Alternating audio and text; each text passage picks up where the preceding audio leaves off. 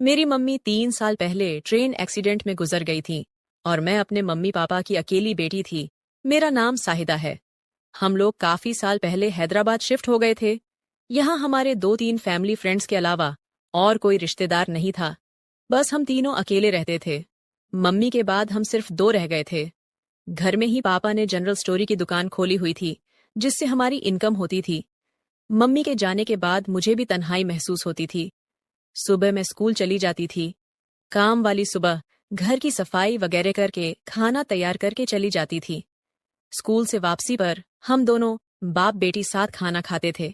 Mummy की कमी बहुत महसूस होती थी। इसी तरह 1 साल गुजर गया। मैं सोचती कि अगर मुझे मम्मी की इतनी कमी महसूस होती है तो पापा का क्या हाल होता होगा। मैं जवान हो रही थी। मेरा शरीर लड़की से औरत बन रहा था। फिर एक रात को जो हुआ, उससे हम दोनों बाप बेटी की जिंदगी बदल गई। जुलाई की रात थी। बहुत तेज बारिश हो रही थी। बादल बहुत जोर जोर से गरज रहे थे। मैं अपने कमरे में सहमी हुई सोने की कोशिश कर रही थी, मगर डर के मारे नींद नहीं आ रही थी। अचानक से बादल बहुत जोर से गरजा तो मेरी चीज निकल गई और जल्दी से मैं पापा के रूम की तरफ भागी और पापा के बिल्कुल सामने जा खड़ी हुई। सब कुछ इतना जल्दी में हुआ कि मैं यह भी ना देख सकी कि मेरे पापा उस वक्त अपने बेड पर बिल्कुल गलत हालत में कुछ कर रहे थे। पापा को इस तरह देखा तो मेरे होश उड़ गए। मेरा मुंह खुला का खुला रह गया। मैंने बोला, सॉरी पापा, मैं डर गई थी, इसलिए जल्दी में दरवाजा बिना नॉक किए अंदर आ गई। इतनी देर में पापा ने अपने ऊपर बेडशीट डाल ली और घबराकर उठकर बेड पर बैठ गए और बोले, सॉरी बेटा कि तुमने मुझे इस तरह देख लिया। आ जाओ और यहाँ मेरे पास बैठ जाओ। जब बारिश रुक जाए तो चली जाना अपने रूम में। मैंने बोला, मैं अभी चली जाती हूँ पापा, आप डिस्टर्ब होंगे, आप कुछ कर रहे थे। लेकिन पापा ने जवाब देने की वजह मुझे हाथ पकड़कर अपने साथ बेड पर बिठा लिया। पापा, आपने कुछ नहीं पहना, मुझे शर्म आती है। ये कहते हुए मुझे खुद अपने बारे में याद आया कि मैं भी सिर्फ एक पतली टी शर्ट और शॉर्ट्स पहनी हुई थी। जल्दीबाजी में टी शर्ट के अंदर ब्रा भी पहनना भूल गई थी। एक तरफ पापा को मैं उसे हालत में देख चुकी थी और अब वह सिर्फ बेडशीट डाले बैठे थे, और दूसरी तरफ मैं भी उनके बराबर बैठी हुई थी। मेरी सांस फूल रही थी। मुझे उस रात पापा के बराबर बैठकर पहली दफा एहसास हुआ कि मैंने इतनी बड़ी होकर भी अभी तक कुछ नहीं किया था। एकदम कुंवारी थी। अचानक बारिश का शोर और ज्यादा हो गया और साथ ही बादल एक बार फिर बहुत जोर से गरजे। मैं डर के मारे एकदम पापा से लिपट गई।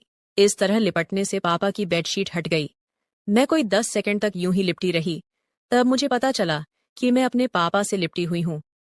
मैंने घबराकर पापा से अलग होने की कोशिश की तो पापा ने मेरी कमर से खींचकर मुझे मजबूती से अपने साथ जकड़ लिया और बोले, जानू, ऐसे ही बैठी रहो। पापा से लिपटी हुई। मेरा सर पापा के सीने पर था। पापा, ये आप क्या रहे हैं? मैंने बोला, आज तुम्हारी मम्मी की बहुत याद आ रही है। पापा ने जवाब दिया, जब मम्मी की याद आती है तो आप ऐसे करते हैं। बेटा, वह तुम्हारी माँ थी, लेकिन मेरी बीवी थी, और मियाँ बीवी का रिश्ता अलग तरह का होता है। मैं समझ ही नहीं पापा। मैंने बोला, बेटी, क्या तुम्हें नहीं पता मियाँ बीवी का क्या रिश्ता होता है? पापा ने पूछा। नहीं पापा।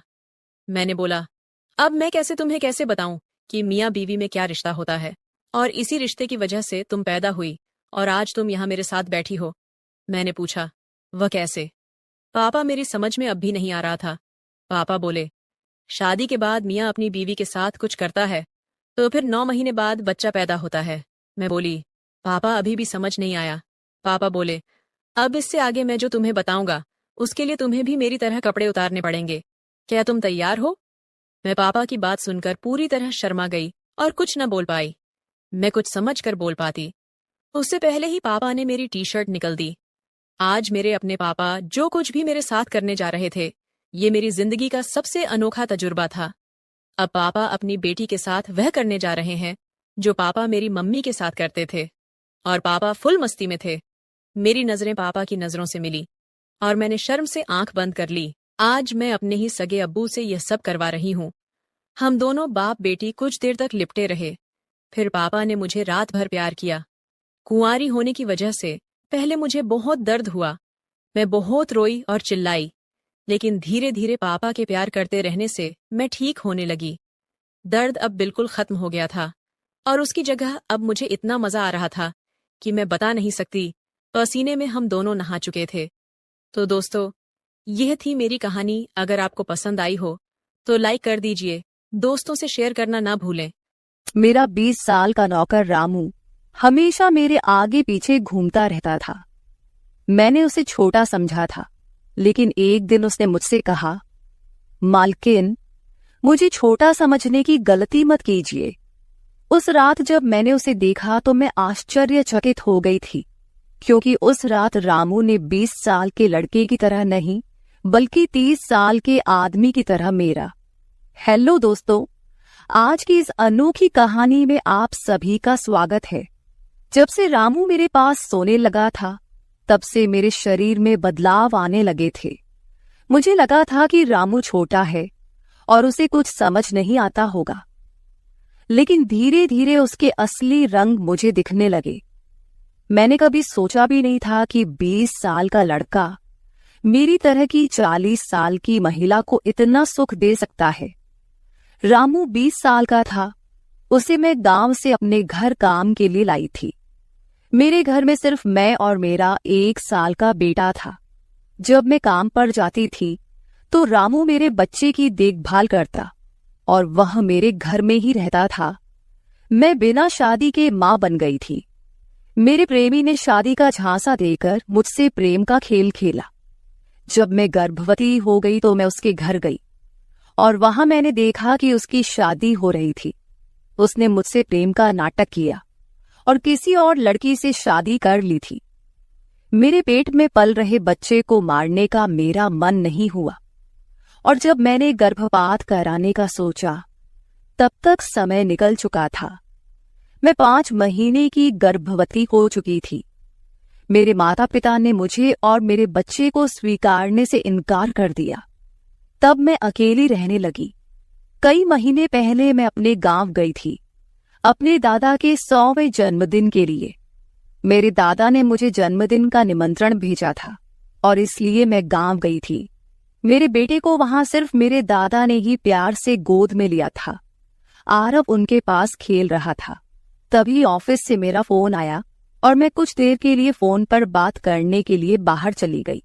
जब मैं वापस आई तो मेरा आरव दादा के पास नहीं, बल्कि घर के एक नौकर के पास था। मैंने देखा कि आरव उस नौकर के पास अच्छे से खेल रहा था। मैंने अपने बच्चे को उस नौकर से लिया और वहां से जाने लगी। तभी उस नौकर ने मुझे रोका। वह कहने लगा, मालकिन, मुझे थोड़ी मदद चाहिए। मुझे पैसे की नहीं बल्कि काम की जरूरत है। उसने अपना परिचय दिया और कहा, मैं रामू हूं। मैं इस घर में गाय भैंस के गौशाले की सफाई का काम करता था, लेकिन अब बड़े साहब गाय भैंस बेचने की बात कर रहे हैं। अगर आपके पास कोई काम हो तो दीजिए। मुझे काम की बहुत जरूरत है। मेरे माता पिता भी मजदूरी करते हैं। मुझे काम की बहुत जरूरत है। तब मैंने कहा, मेरे बच्चे की देखभाल का काम है, लेकिन इसके लिए तुम्हें शहर चलना होगा। इस काम के लिए मैं तुम्हें 5,000 रुपये महीना दूंगी। रामू मेरे साथ शहर आने के लिए तैयार हो गया। आरव उसके साथ अच्छे से रहता था और यह देखकर मैंने रामू को अपने घर लाने का फैसला किया।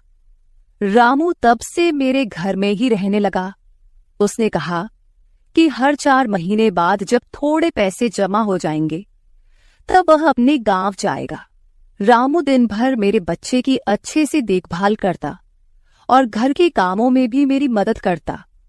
रामू को घर आए 1 महीना हो चुका था और इस 1 महीने में उसने मेरा दिल जीत लिया था।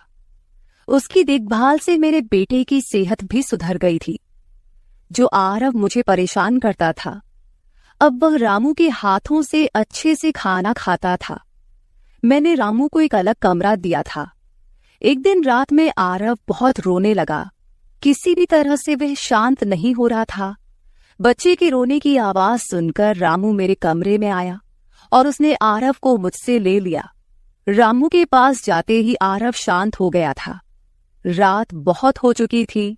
आरव रामू को छोड़ नहीं रहा था, तो मैंने रामू को अपने कमरे में ही सोने के लिए कह दिया। सुबह जब मैं उठी तो आरव रामू से लिपटकर सो रहा था। उस रात के बाद से रामू आरव के लिए मेरे कमरे में सोने लगा। रामू के आने के बाद सब कुछ अच्छे से चल रहा था। रामू के काम से खुश होकर छुट्टी के दिन मैं उसे मॉल लेकर गई।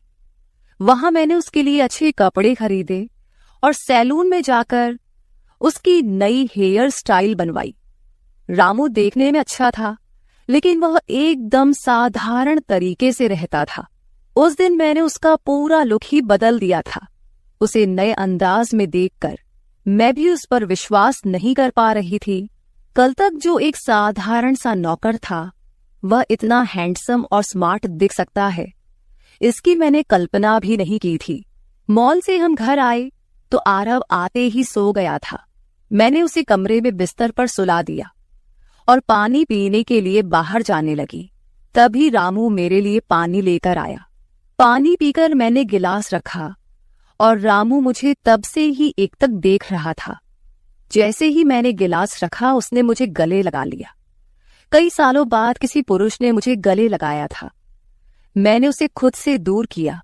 तब रामू ने कहा, मालकिन, आपकी वजह से आज पहली बार मैंने खुद से प्यार करना सीखा है। जिंदगी बहुत खूबसूरत है, बस इसे जीना आना चाहिए। आज आपने मेरा कायाकल्प करवा कर मुझ पर बहुत बड़ा उपकार किया है। मैं सच में बहुत अच्छा दिख रहा हूँ। रामू के चेहरे पर खुशी देखकर मैं भी खुश थी। अगले दिन से वह बहुत स्वच्छ और सलीके से रहने लगा था। वह 20 साल का था, लेकिन गांव का लड़का होने के कारण उसकी कद काठी अच्छी थी। वह घर में भी रोजाना कसरत करता था। उसकी लंबाई भी ठीक ठाक थी। मैंने उससे उसकी पढ़ाई के बारे में पूछा था, लेकिन उसने कहा कि अब उसका पढ़ाई से मन उठ गया है। हर सुबह ऑफिस जाने से पहले मैं अपने बच्चे को दुलार कर ऑफिस के लिए निकलती थी। आज जब मैं ऑफिस के लिए निकलने से पहले आरव को चूमने गई, तब वह रामू की गोद में था। अचानक आरव ने अपनी गर्दन घुमाई और मेरे होंठ रामू के गाल पर जा लगे। मुझे बहुत शर्मिंदगी महसूस हुई। मैंने उससे माफी मांगी और ऑफिस के लिए निकल गई। शाम को जब मैं घर आई, तब भी मैं रामू की आंखों में नजर नहीं मिला पा रही थी। रामू ने आरव को खाना खिलाकर सुला दिया था। फिर हम दोनों ने साथ में खाना खाया। खाना खत्म करने के बाद मैं अपने कमरे में गई। वहां मैं अपनी दवाइयां ले रही थी। मुझे माइग्रेन की समस्या थी, उसी की दवा मैं ले रही थी। दवा लेने के बाद भी मेरा सिर बहुत दर्द कर रहा था। मैं अपने कमरे में सिर पकड़कर बैठी हुई थी। कुछ देर बाद रामू कमरे में आया। मुझे इस हाल में देखकर उसने पूछा कि क्या हुआ। जैसे ही उसे पता चला कि मेरा सिर दर्द कर रहा है, उसने मेरे सिर की मालिश शुरू कर दी। रामू की मालिश से मुझे आराम मिल रहा था। धीरे धीरे मुझे गहरी नींद आने लगी। उस रात मुझे बहुत अच्छी नींद आई थी। अगले दिन हमारे ऑफिस में ट्रेडिशनल डे का फंक्शन था और इसके लिए मैंने गुजराती लुक अपनाने का फैसला किया। मैंने घाघरा पहन लिया था, लेकिन स्कर्ट का नॉट बांधने में मुझे दिक्कत हो रही थी। तब मैंने रामू को कमरे में बुलाया और उससे नॉट बांधने को कहा। नॉट बांधते समय उसका हाथ मेरी खुली पीठ पर से गुजर रहा था। मैंने उसे छोटा समझा था, इसलिए मैंने उसे यह काम करने के लिए कहा था। मेरे पास और कोई विकल्प भी नहीं था। तैयार होकर जब मैं जाने लगी तो रामू ने मुझे रोका और अंदर से काजल लेकर आया। उसने मेरे कान के पीछे काजल लगाया और कहा, मालकिन, अब आपको किसी की नजर नहीं लगेगी। आप बहुत सुंदर लग रही हैं। उसकी बात सुनकर मैं हंसी और चलने लगी। उस दिन शाम को जब मैं घर आई तो मेरे साथ मेरी एक सहेली और उसका प्रेमी भी आया। रामू ने आज बहुत अच्छा खाना बनाया था। मेरी सहेली प्रिया 4-5 दिन मेरे घर रुकने वाली थी। अगले 3 दिन उसका प्रेमी भी मेरे घर पर था। अगले दिन रात को रामू ने खाना बनाया और प्रिया और उसके प्रेमी को खाने के लिए बुलाया, लेकिन वे दोनों कमरे में ही ड्रिंक कर रहे थे। प्रिया तो बहुत ज्यादा पी चुकी थी। वह खाना खाए बिना ही सो गई। उसका प्रेमी रोहन हमारे साथ खाना खाने बैठा। उसने कहा, प्राची, तुम प्रिया से भी ज्यादा सुंदर हो। रोहन के बोलते ही रामू उसे गुस्से से देख रहा था। खाना खत्म करने के बाद रोहन अपने कमरे में चला गया। उसके जाते ही रामू मुझसे कहने लगा, मालकिन, आपके ये कैसे दोस्त हैं? मुझे उस आदमी की बात बिल्कुल भी अच्छी नहीं लगी। तब मैंने रामू से कहा, मैं तुझे घर के सदस्य की तरह मानती हूं। इसका यह मतलब नहीं कि तू मेरे मेहमानों से कुछ भी कहे। तेरा काम है आए हुए मेहमानों की सेवा करना, इसलिए तू सिर्फ वही कर। बाकी मुझे कुछ सिखाने की जरूरत नहीं। रामू को डांट कर मैं अपने कमरे में चली गई। मैंने उसे डांट दिया था, फिर भी वह मेरे लिए पानी लेकर आया। तब मैंने अपनी दवा ली और पानी पीकर सो गई। आज रामू मेरे कमरे में सोने नहीं आया था, ऐसा मुझे लगा। लेकिन सुबह जब मेरी आंख खुली तो मैंने उसे अपने बगल में पाया। सुबह मेरी आंख खुली तो मेरे सामने प्रिया थी। वह बहुत गुस्से में लग रही थी। रामू को मेरे सामने लाया गया। उसके हाथ में प्रिया की ओढ़नी बंधी हुई थी। प्रिया ने कहा, तुम्हारे इस देहाती नौकर ने मेरे प्रेमी का हाथ तोड़ दिया है। रामू बस सिर हिलाता रहा और बोला, मालकिन, मैंने कुछ भी नहीं किया। रात को रोहन साहब नशे में थे, तभी उनका संतुलन बिगड़ गया होगा और वे गिर गए होंगे। रामू भला रोहन साहब पर हाथ क्यों उठाएगा? प्रिया अब भी नशे में लग रही थी, ऐसा मुझे लगा। रामू ने मेरे लिए उन दोनों से माफी मांगी। प्रिया और रोहन तभी वहां से चले गए। रामू मुझसे भी माफी मांगने लगा। मुझे पता था कि उसने कुछ नहीं किया था। आज मैंने छुट्टी ली थी क्योंकि कई दिनों से मैं बहुत व्यस्त थी। आज सोचा कि खुद के लिए थोड़ा समय निकालूं। नाश्ता करने के बाद मैं फिर से 1 घंटे के लिए सो गई। आरव भी मेरे साथ सो गया था। उठने के बाद मुझे 1 कप चाय की जरूरत महसूस हुई।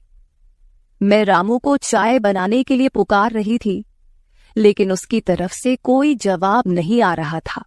उसे ढूंढते ढूंढते मैं उसके कमरे में गई। वहां जाकर देखा कि रामू अभी अभी नहाकर बाथरूम से बाहर आया था। उसने शर्ट नहीं पहनी थी। मैंने पहली बार उसे इस तरह देखा। रामू का शरीर बेहद मजबूत था।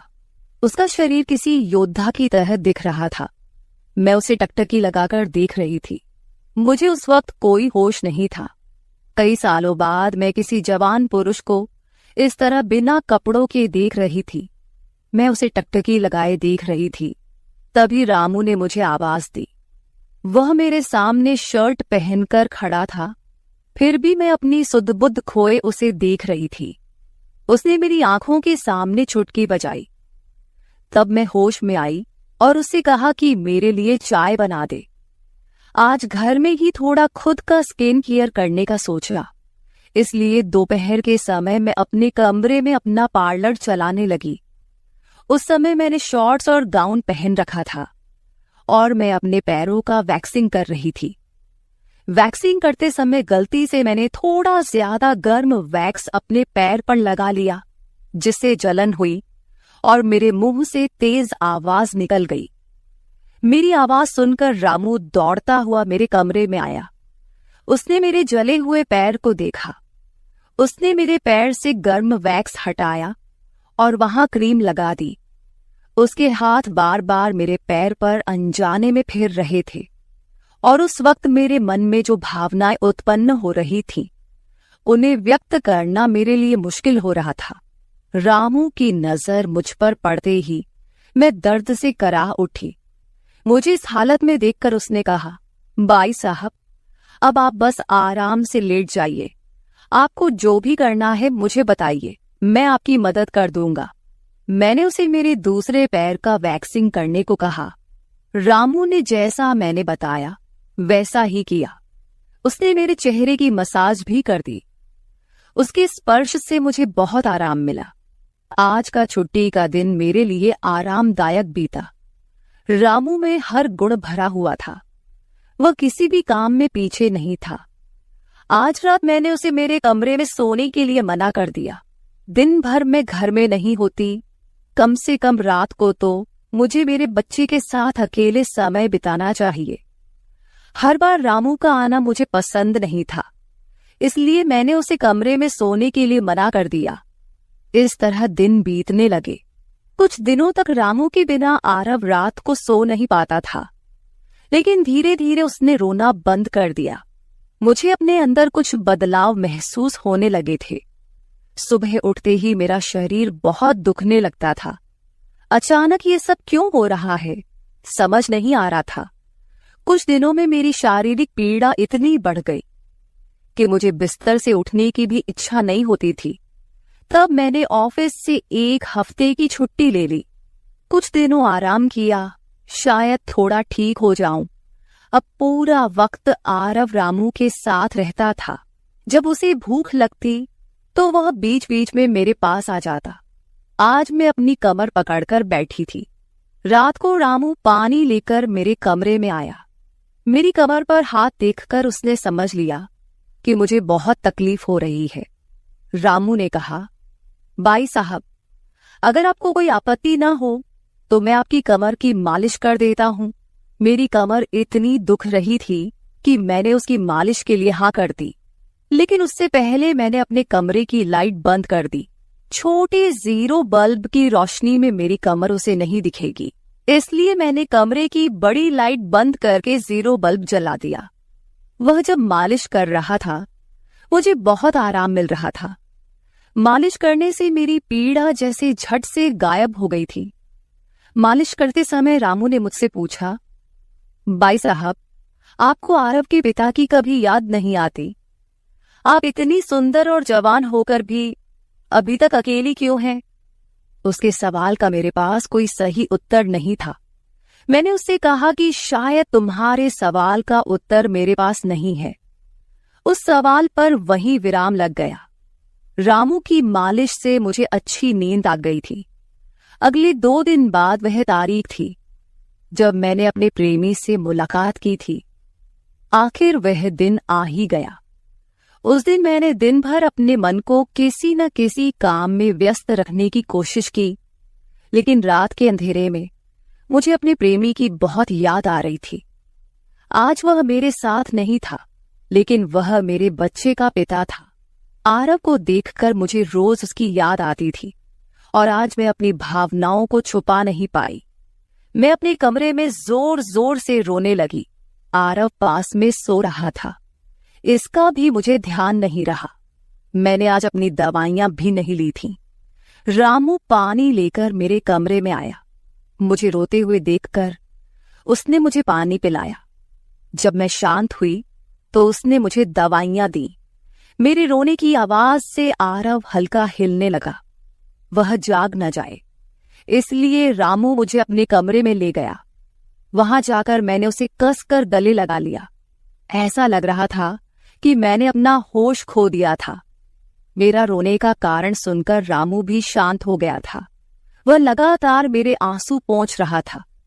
रोते रोते मैंने उसका कंधा पकड़ लिया। धीरे धीरे मैंने उसे और करीब खींच लिया।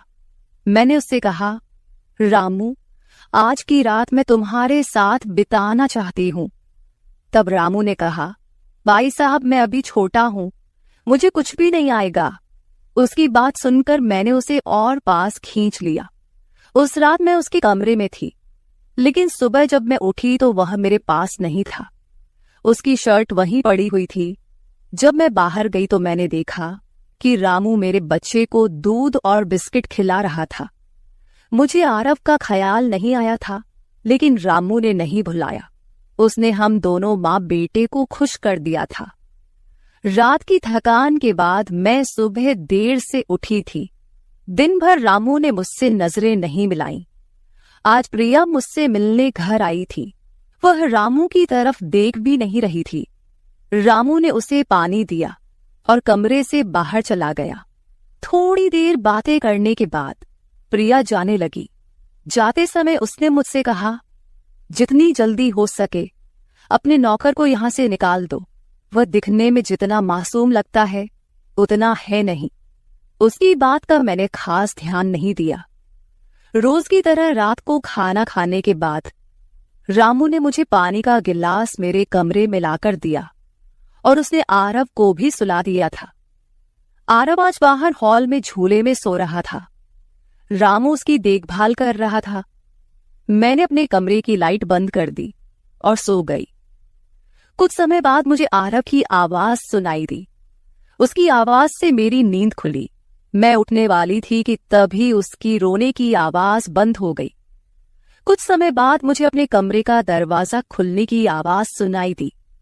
मैं चुपचाप सब देख रही थी। रामू मेरे कमरे में आया था।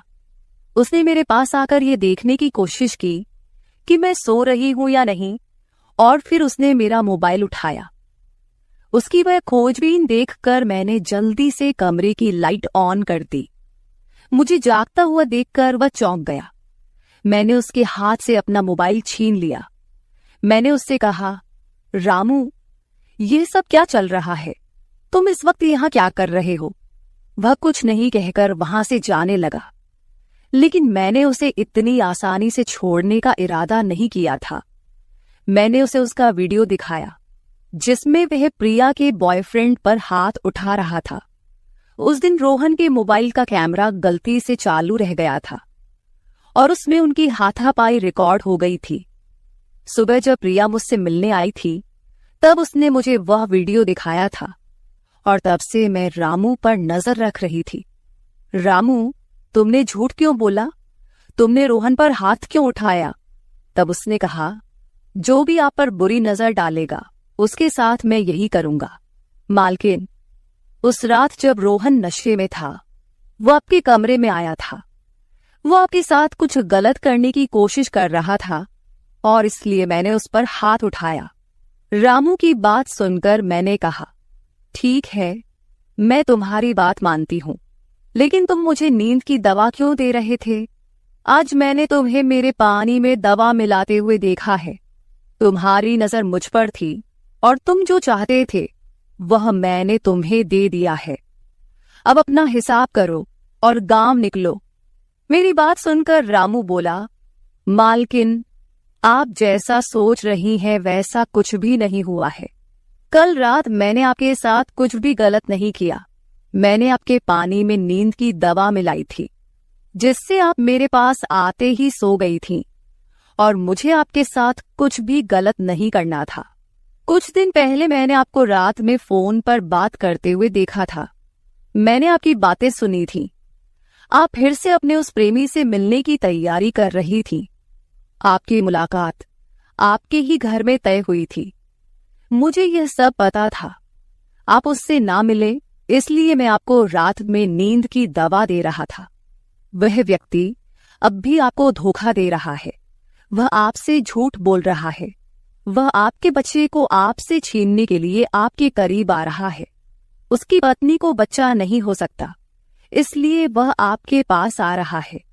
उसने अपनी पत्नी को तलाक नहीं दिया है। वह आपसे झूठ बोल रहा है। रामू, तुम हो कौन? तुम्हें यह सारी जानकारी कैसे मिली? तब उसने कहा, आपके बाबा साहेब ने मुझे आपका फोटो दिखाया था। मुझे आप पहली नजर में ही अच्छी लगी थी, लेकिन बाबा साहेब ने यह भी कहा था कि आप शादी के खिलाफ हैं। तब मैंने उनके साथ मिलकर यह प्लान बनाया। आपके दिल में अपनी जगह बनाने के लिए मैं यहां आया था, लेकिन यहां आने के बाद मैंने देखा कि बहुत से लोग आप पर बुरी नजर रखते हैं, इसलिए मैंने आपकी सुरक्षा करनी शुरू कर दी। रामू 20 साल का नहीं था। मेरा पहला शक सही निकला।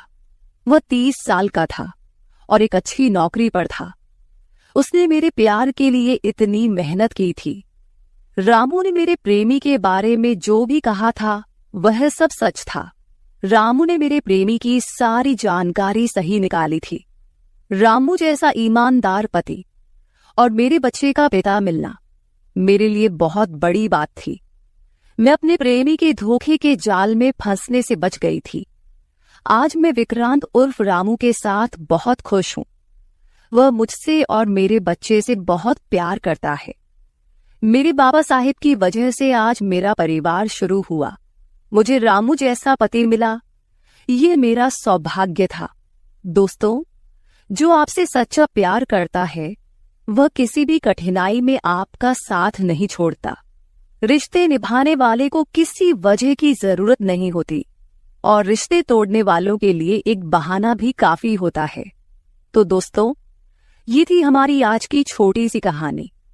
आपको ये कहानी कैसी लगी कमेंट करके जरूर बताएं। अगर आप ऐसी ही और भी इंटरेस्टिंग कहानियां सुनना चाहते हो तो चैनल को सब्सक्राइब जरूर कर ले और बेल नोटिफिकेशन ऑन कर ले ताकि आपको मेरी आने वाली हर वीडियो समय से मिल सके। कल मिलेंगे एक और वीडियो के साथ। धन्यवाद। नौकर जोर लगा लगाकर मेरा मसाज करता। मैं उसको पैसे पकड़ाती तो कहता, रहने दो मालकिन, वसूली रात को करूंगा। मैं कुछ समझ नहीं पाती। जैसे जैसे वह मसाज करता मुझ पर खुमारी बढ़ती ही जाती और मैं सुकून से गहरी नींद सो जाती। लेकिन एक रात मुझे नींद नहीं आई। मेरे तो होश उड़ गए जब उस रात मसाज करते करते उसने, मेरा नाम दामिनी है, मैं बहुत खूबसूरत थी, इसीलिए शादी से पहले हर दिन मेरे लिए रिश्ता आता था। मैं अपने माँ बाप की इकलौती बेटी थी, इसलिए मेरा बाप चाहता था कि मैं डॉक्टर बनकर उसका नाम रोशन करूं। मगर जब मेरे लिए इतने अच्छे रिश्ते आते थे तो मेरी माँ मुझे कहती कि तुम अपनी पढ़ाई छोड़ दो ताकि मैं तुम्हारी शादी कर दूं। मगर मैं अपनी माँ से कहती थी कि मुझे तो डॉक्टर बनना है। मगर ये सुनकर मेरी माँ को गुस्सा आ जाता था और वह कहती थी कि तुम अभी शादी कर लो, ये डॉक्टर की पढ़ाई बाद में कर लेना। मगर मेरा बाप नहीं मानता था, इसलिए मेरी माँ एक बुजुर्ग बाबा के पास गई और उनसे कहा कि मैं अपनी बेटी की शादी करना चाहती हूँ।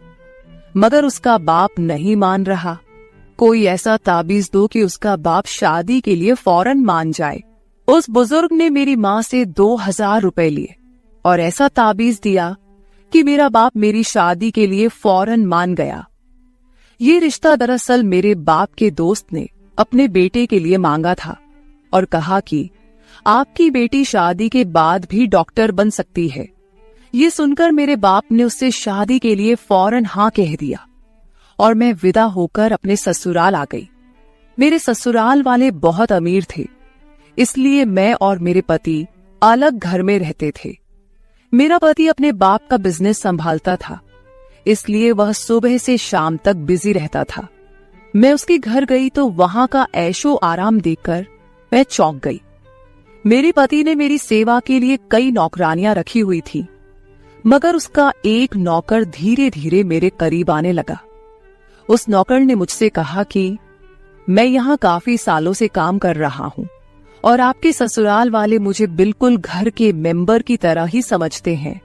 ये सुनकर मैंने भी उसे खास अहमियत देना शुरू कर दी। वह एक दिन मेरे कमरे में आ गया। मैं अभी तक बिस्तर में लेटी हुई थी। उसने मुझे थका थका देखा तो कहने लगा कि आप लेटे रहो, थक गई होगी। अगर आपको ऐतराज ना हो तो मैं आपके पैर दबा दूं। यह सुनकर मैं चौंक गई। मैं खूबसूरत थी, जवान थी, लेकिन मुझे मेरे पति के अलावा किसी मर्द ने नहीं छुआ था और ना ही मैंने किसी नौकर से कभी अपने पैर दबवाए थे। इसलिए मैंने फौरन मना कर दिया, क्योंकि मुझे अच्छा नहीं लगता कि कोई पराया मुझे छुए। यह सुनकर वह चुप हो गया और मेरे कमरे से चला गया। तभी मुझे एहसास हुआ कि मैंने उसकी बात का जवाब बहुत सख्ती से दिया था। शायद वह पहले भी मेरे ससुराल में ऐसे काम करता होगा, मगर मैंने साफ इनकार करके उसका दिल तोड़ दिया था। दरअसल मैं बहुत नरम दिल थी, इसलिए मुझे बाद में अफसोस होने लगा। मैं उसके बारे में सोचने लगी कि यह नौकर तो काफी जवान और खूबसूरत है, मुझे इससे पैर नहीं दबवाना चाहिए था। शायद मेरे पति को यह बात अच्छी न लगे। अगले दिन भी ऐसा हुआ। नौकर ने यही बात मुझे दोबारा कहा। मैं उस दिन बहुत थकी हुई थी, इसलिए मैंने अपने पैर बिस्तर से नीचे कर लिए और उससे कहा कि तुम मेरे पैर दबा दो। यह सुनकर वह खुश हो गया और उसने मेरे पैर दबाने शुरू कर दिए। वह इतने धीरे धीरे पैर दबा रहा था कि मुझे फिर से नींद आने लगी। ये देखकर वह नौकर कहने लगा, मालकिन, आपको नींद आ रही है, आप बिस्तर पर लेट जाओ। मैं आपके पैर दबाता रहूंगा। मैं जैसे मदहोशी में थी, इसलिए फौरन बिस्तर पर लेट गई। वह नौकर बिस्तर पर आ गया और मेरे पैर दबाने लगा। उसके बाद मुझे होश नहीं रहा और मैं सो गई। मुझे नहीं पता था कि मैं कितने घंटे सोती रही। मेरी आंख खुली तो मैंने देखा कि वह नौकर अभी तक मेरे पैर दबा रहा था। ये देखकर मुझे उस पर तरस आ गया और मैंने हाथ बढ़ाकर अपना पर्स खोली और कुछ नोट निकाले और उस नौकर के हाथ में रख दिए। ये देखकर वह शर्माने लगा। मालकिन, आप मुझे पैसे देकर शर्मिंदा कर रही है। मेरी सैलरी अच्छी है, मुझे इन पैसों की जरूरत नहीं है। ये सुनकर मैंने उससे कहा कि यह पैसे तुम्हारी मेहनत के हैं। ये सुनकर उस नौकर ने मुझसे वह पैसे लिए और मेरे कमरे से निकल गया। मेरा पति रात को देर से आता था, इसलिए मैंने शाम को फिर उस नौकर को अपने कमरे में बुलाया और उसे कहा कि तुम्हारी मालिश से मुझे बहुत अच्छी नींद आती है, इसलिए जब तक मेरा पति घर नहीं आ जाता तब तक तुम मेरे कमरे में ही रहना। शायद नौकर को पैसे का लालच आ गया था, इसलिए वह मेरी बात सुनकर खुश हो गया और कहने लगा, मैं तो आपका मामूली सा नौकर हूँ, जैसा आप कहोगे मैं वैसा ही करूंगा। आपके पैर दबाता रहूंगा ताकि आपकी थकान उतर जाए और आपको सुकून मिले। ये सुनकर मैंने उससे कहा कि तुम्हारे हाथों में जादू है, इसलिए तो मेरी सारी थकावट उतर जाती है। एक दिन नौकर ने मुझसे कहा कि आपकी सास भी कभी कभी मुझसे मसाज करवा लेती थी। ये सुनकर मैं चौंक गई। मुझे मेरी सास ऐसी नहीं लगती थी, मगर वह नौकर झूठ बोलने वाला नहीं लगता था। मुझे ससुराल आए 1 महीना होने वाला था, इसलिए मैंने नौकरों को परख लिया था। वह मुझे हर बात सच ही कहता था। मेरे घर में नौकरानियां भी काम करती थी, मगर वह झूठी और बेईमान थी। वह मुझसे जो बात सुन लेती थी उसे पूरे मोहल्ले में मशहूर कर देती थी, इसलिए मैं उन्हें अपने कमरे में नहीं आने देती। ये नौकर इस घर का पुराना नौकर था, इसलिए मैं उस पर भरोसा करती थी। नौकर भी मेरे कमरे में आता था, मगर अपनी नजरें झुकाकर रखता था। वह मेरे जिस्म को हाथ लगाता, मगर उसकी नीयत खराब न थी। ऐसा हर रात होता था। एक दिन मैंने अपने पति से कहा कि जब से हमारी शादी हुई है हम कहीं घूमने फिरने नहीं गए। ये सुनकर मेरे पति ने कहा कि जब से हमारी शादी हुई है तुम भी तो हर वक्त नींद में रहती हो। मैं रात को घर आता हूँ तो तुम गहरी नींद में होती हो। दिन को मेरे पास वक्त नहीं होता और रात को मेरे घर आने से पहले तुम सो जाती हो। ये सुनकर मैं अपने दिल में सोचने लगी कि यह सब नौकर की मालिश की वजह से हो रहा था। मेरे पति की शिकायत सही थी। मुझे रोज रात को अपने पति के लिए जागना चाहिए था।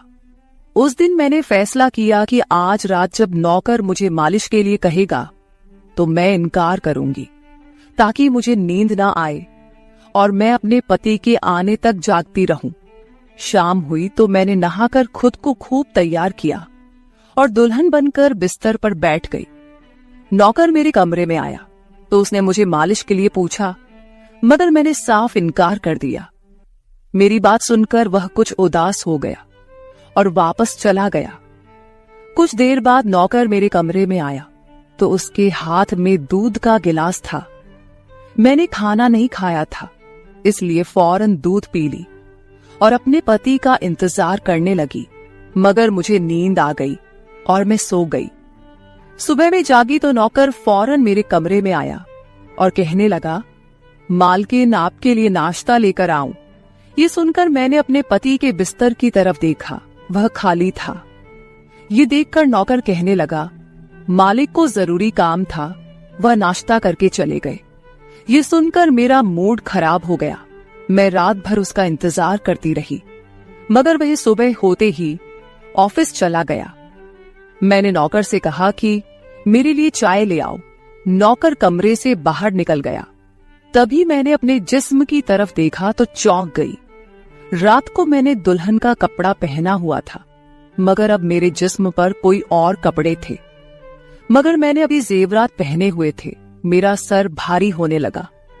मुझे ये सोचकर चक्कर आने लगे कि रात को मेरे साथ क्या हुआ था।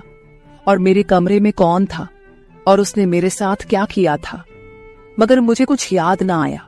मेरा दिल घबराने लगा और मैंने अपना सर पकड़ लिया। मेरा पूरा जिस्म दर्द कर रहा था, इसलिए नौकर चाय लेकर आया तो मैंने उससे कहा कि मेरा जिस्म दबा दो। यह सुनकर वह बिस्तर पर आ गया और मुझे दबाने लगा। उस दिन मैं देर तक बिस्तर पर पड़ी रही। उस दिन मेरे पति अचानक घर आ गए। मैंने उसे देखा तो उस पर बरस पड़ी। मैं रात को तुम्हारे लिए दुल्हन बनकर जागती रही, मगर तुम नहीं आए। ये सुनकर मेरे पति कहने लगे, मैं रात को कमरे में आया तो तुम गहरी नींद में थी, इसलिए मैंने तुम्हें नहीं जगाया। ये सुनकर मैं चौंक गई, मगर मेरे कपड़े किसने बदली किए और नींद पूरी होने के बावजूद मेरा जिस्म क्यों दर्द कर रहा है। मैं उलझ गई थी। मेरे पति कहने लगे, अच्छा ठीक है, मूड खराब करने की जरूरत नहीं है। मुझे आज रात एक काम के सिलसिले में बाहर जाना है, इसलिए देर हो जाएगी, मगर अभी मेरे पास 3-4 घंटा फ्री है। अगर तुम कहो तो हम अभी कहीं बाहर जा सकते हैं। ये सुनकर मेरा मूड खुद ब खुद ठीक हो गया और मैं सारी रात वाली बातों को भूलकर खुश हो गई। शादी के बाद यह पहला मौका था कि मैं अपने पति के साथ कहीं बाहर जा रही थी। मैं जल्दी जल्दी तैयार होने लगी, जबकि मेरा पति गाड़ी में बैठकर मेरा इंतजार करने लगा। उस वक्त नौकर मेरे कमरे में आ गया और मुझसे पूछा, मालकिन आप कहीं जा रही हैं क्या? ये सुनकर मैंने उससे कहा कि हाँ, मगर तुम क्यों पूछ रहे हो? ये सुनकर नौकर कहने लगा, मैं आपका नौकर हूं, मगर आपको यही सलाह दूंगा कि आप बाहर नहीं जाओ, क्योंकि आपका जिस्म थक जाएगा। ये सुनकर मुझे गुस्सा आ गया और मैंने उससे कहा कि तुम मेरे नौकर हो, मेरे पति बनने की कोशिश मत करो। ये कहकर मैं बाहर चली गई। न जाने मुझे किस बात पर गुस्सा आ गया था। मैंने उस नौकर को खूब खरी खरी सुना दी। वह भी अपनी औकात जान गया था। तभी तो मैं जब घर आई तो वह मेरे सामने नहीं आया। मेरे पति मुझे गेट पर उतारकर वापस बाहर जा चुके थे। जबकि मैं अंदर आई तो मेरा सारा जिस्म बुरी तरह दुख रहा था। शायद मेरे जिस्म को मालिश की आदत हो गई थी। तभी तो रात होते ही वह मालिश के लिए तड़पने लगता था, लेकिन मैंने उस नौकर को नाराज कर दिया था, इसलिए आज वह मेरी मालिश करने नहीं आया।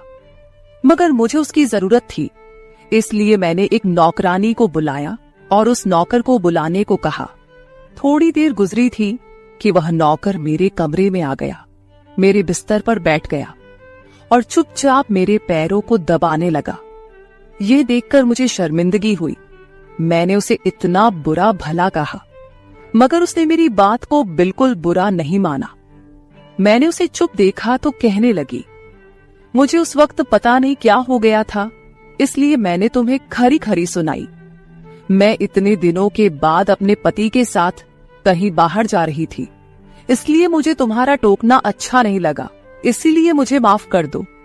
मैं उसकी मालकिन थी और उसे इस काम के पैसे देती थी, मगर अब भी मुझ में इंसानियत जिंदा थी, इसलिए मैंने मालिक होकर भी नौकर से माफी मांग ली, क्योंकि वह भले ही नौकर था, मगर वह एक इंसान भी तो था। मेरी बात सुनकर वह नौकर कहने लगा, मैं आपका नौकर हूं, इस काम के लिए मैं आपसे सैलरी लेता हूं, इसलिए आपको हक है, आप जो चाहे मुझे कह दे। ये सुनकर मैं चुप हो गई, मगर मैंने सोच लिया था कि आइंदा इससे ऐसा कुछ नहीं कहूंगी। वह उस रात देर तक मेरी मालिश करता रहा और फिर मुझे नींद आ गई। मुझे नहीं पता था कि नौकर मेरे कमरे से कब निकला और कब मेरे पति घर पर आए।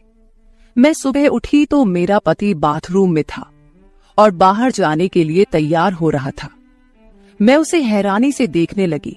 पता नहीं आजकल मुझे क्या हो रहा था। नौकर की मालिश से मुझे इतनी गहरी नींद आती कि मुझे किसी बात का होश ना रहता था। मुझे इस बात का भी पता नहीं चलता था कि मेरा पति कब कमरे में आता था। मैं सोचने लगी कि इस नौकर की मालिश में ऐसा क्या जादू था कि वह मेरे पति के आने से पहले ही मेरी मालिश करता, तो मैं अचानक गहरी नींद में सो जाती थी। सुबह जब मैं उठती तो मेरा सर भारी महसूस होता और मैं चलने फिरने के काबिल नहीं रहती। मगर यह बात मैंने अपने पति को नहीं बताई, क्योंकि मैं नहीं चाहती थी कि ये बात मेरे पति को पता चले कि मैं उस नौकर से मसाज करवाती थी। एक दिन मेरा पति दिन के वक्त घर पर ही रहा। मैंने नौकर से घर के सारे काम करवाए, अपने कमरे में नहीं आने दिया। नौकर भी घर के सारे काम करता रहा और मसाज वाली बात किसी के सामने अपने मुंह से नहीं निकाली। मैं भी चाहती थी कि यह बात किसी को पता ना चले। इस दौरान जब मेरा पति घर से बाहर जाता था, मैं उस नौकर को कमरे में बुला लेती थी। मगर एक दिन मेरा पति अचानक ही घर आ गया और मैं कमरे में थी। यह देखकर मैं बहुत घबरा गई और सोचा कि पति के आने से पहले नौकर को भगा दूं। मगर यह नौकर भी बड़ा समझदार था। मेरे पति के आने से पहले दूसरे काम पर लग गया और मेरे पति को कुछ पता नहीं चला। मैं मसाज घर की नौकरानियों से भी करवा सकती थी, मगर उस नौकर के हाथ में क्या जादू था कि मैं उसे हर रोज अपने कमरे में बुला लेती थी। मुझे पता नहीं क्या हो जा रहा था। जिस रात मैं नौकर से मसाज नहीं करवाती थी, उस रात मेरे पूरे जिस्म में दर्द हो जाता था। सुबह में जागती तो मेरा सर भारी हो जाता था और मुझे थकान भी हो जाती थी। एक रात मैंने नौकर से मालिश करवाई और गहरी नींद सो गई। सुबह मेरी आंख खुली तो फिर से मेरे कपड़े चेंज हो चुके थे। ये क्या माजरा था? ऐसा कौन करता था? क्या मेरा पति मेरे साथ ऐसा कर रहा था? मैं सोच में पड़ गई। मैंने शीशे के सामने जाकर देखा तो चौंक गई।